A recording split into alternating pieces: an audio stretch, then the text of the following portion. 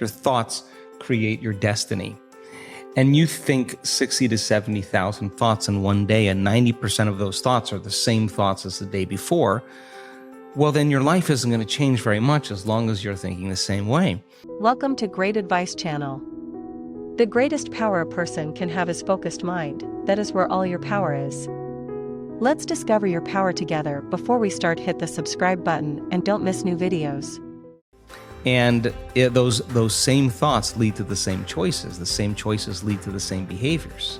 The same behaviors create the exact same experiences, and we anticipate the same feelings or emotions from those experiences, and those emotions are the payoff that drive our very same thoughts. Well, our biology, our neurocircuitry, our neurochemistry, our hormones, and even our gene expression will be equal to how we think, how we act, and how we feel.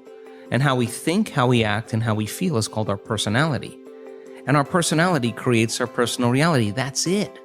So the present personality who's listening to this show has created the present personal reality called their life. So if you can latch on to this idea, if you want to create a new life, a new personal reality, you got to change your personality, which means you better start thinking about what you've been thinking about and changing it. You begin to become conscious of your unconscious actions or habits or behaviors and modify them. And then we have to begin to look at the emotions that we live by every single day that keep us connected to the past and decide, do these emotions belong in our future?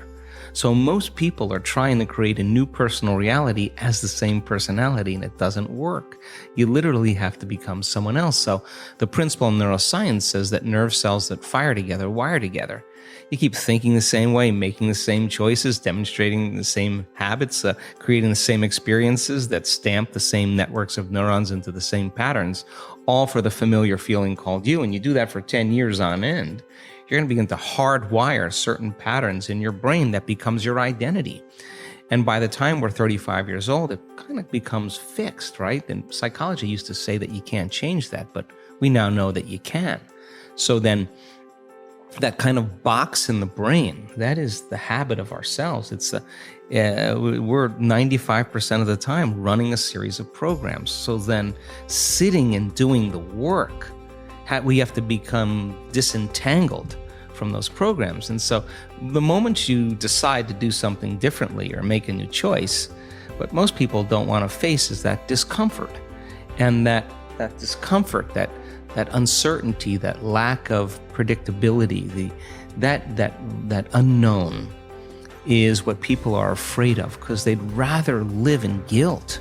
At least they can predict who they're going to be than take a chance in possibility. So when a person begins to understand this and you say, well, how long have you been this way? And they say, I've been like this for 35 years. And you say, why 35 years? Because 35 years ago, I had this one event. Well, the stronger the emotion you feel from reaction from that event, the more altered you feel inside of you, the more the brain narrows its focus and freezes the image and takes a snapshot. And that's called a memory, right? So then forget the memory. Just overcome the emotion, because it's the emotion that keeps you anchored to the past. So that sounds really good theoretically, but when you step out into that unknown, into that void, the body really is in a habit. And when a habit is when the body becomes the mind. Or if you're thinking about that past event and it's producing an emotion, well, you need an image and a feeling to start the conditioning process. So the body's either conditioned into the familiar past, or it's hardwired in the predictable future, because it wakes up every single day and runs through the same series of routine actions. So the present moment then becomes the unknown.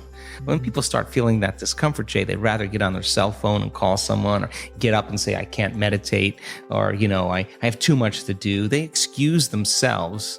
They return back into that familiar feeling, because the body's actually telling the brain.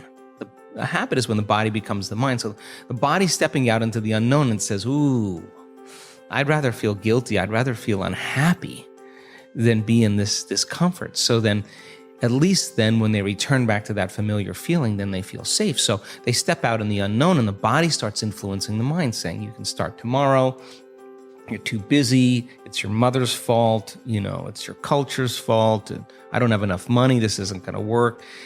those are the programs in there that are standing in the way between you and your future. So then nerve cells that no longer fire together no longer wire together. So the act of observing those states of mind and body means you're no longer the program. You're the consciousness observing that program. So then to meditate, it means to become familiar with.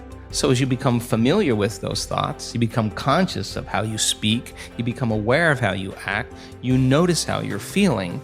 The more conscious you become of those unconscious programs, the less unconscious you'll go in your waking day. Why? Because it's not enough to just have a great meditation and get up and get on the freeway and get in traffic and getting stressed. You just return back to the old self again. Our job then is to sustain that modified state of mind and body the entire day. And if you can, get ready, because something different or unusual is going to begin to happen in your life, and it will come as a coincidence or a synchronicity. And that's breadcrumbs from the divine saying you're on the path. Just keep doing it. There'll be another one. Just keep staying in that energy. And so teaching people then to understand that there's a formula that we now know, that if you apply that formula, you'll begin to see those changes. And now, as people are doing it more and more effectively, the results are going up as well. We just had Bond University. They just took a whole bunch of my brain scans from 10 years ago. Huge clinical study, a lot of analysis, and they're blown away by the speed in which the community can change brain heart coherence. They know how to do it. It's not something that's separate from them. They've practiced it enough times that they now know how to do it. So what's the significance of that? Well, really simple. In your life, if you start returning back to the same reactions, to the same people and circumstances, you're returning back to the old self. So you got to stay conscious in your life. And if you're not being defined by a vision of the future, then you're left with the memories of the past, and you will be predictable in your life. So crossing that river of change from the old self to the new self, there's a neurological, a biological, a chemical, a hormonal, a genetic death of the old self. But if you teach people there's something on the other side, they won't give up on themselves. They'll keep going. So there's enough evidence to encourage people. And you can't tell me you're too old to do this work. You can't tell me you're too sick to do this work. You can't tell me you had a turbulent past, or that you're too overweight or too underweight or too out of shape, or you can't even tell me that you've never meditated before. In fact, some of our greatest scans are people who just have never meditated before, that are not trying to do anything. They just follow instructions. So our community now is beginning to understand that it is possible, and they go all in, not 50% in, not 60% in. If we do a week-long event, we got 1,000 people or 1,500 people, and they are all in. And that when they start getting beyond themselves, that first day or second day, once they start getting beyond themselves and that magic starts to happen, then I have no idea. I can't predict what's going to happen next. And it's usually pretty exciting. I think we've been hypnotized and conditioned into becoming materialists. I think that we define reality with our senses, and I think that is one of the biggest illusions. So the fundamental question is, can you believe in a future that you can't see or experience with your senses yet, but you've thought about enough times in your mind that your brain has literally changed to look like the event has already occurred? Now, the latest research in plasticity says that's absolutely possible. And can you select a new possibility in the quantum field and begin to emotionally embrace that future every single day to such a degree that your body, as the unconscious mind, the objective mind, does not know the difference between the experience in your life that's creating the emotion and the emotion that you're fabricating by thought alone, to the degree that you begin to signal new genes in new ways to change your body to look like the experience has already happened. Now, Yes. The latest research in epigenetics says it's absolutely possible. Now, think about this. Every day, installing the circuitry, every day conditioning the body into the emotion of the future, that your body begins to change to look like it's already happened. Now, this is where it gets fun, because now you no longer have to go anywhere to get it. now it begins to come to you. You become the vortex or the magnet to your destiny. So then people who come out of their meditation and they say, well, I just focused on my wealth. Why isn't it there? Well, you're not that good.